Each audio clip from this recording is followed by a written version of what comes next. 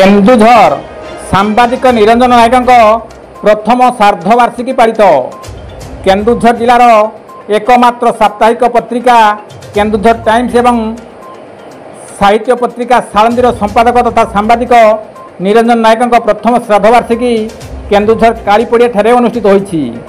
सत्यानंद मिश्र संजय अनुष्ठित यह श्राद्धवार्षिकी स्मरणिका नायकर नाम निरंजन उन्मोचित होता।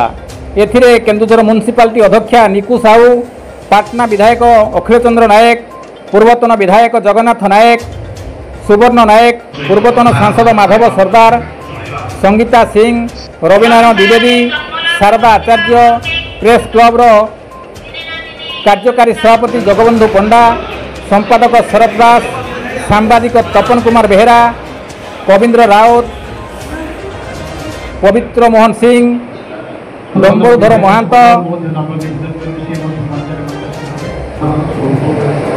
पाटनार सांबादिक रंजन कुमार बारिक, वरिष्ठ नागरिक सुरेश पट्टनायक, आशीष चक्रवर्ती, राखाल महांती, विनोद बिहारी नायक, राजेंद्र कुमार पोलई प्रमुख व्यक्तिविशेष स्मृतिचारण करथिले।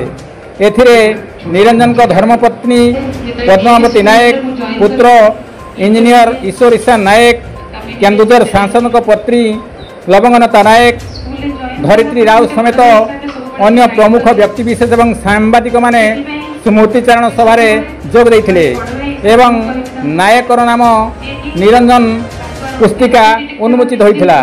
कविंद्र राउत का रिपोर्ट, केडी न्यूज।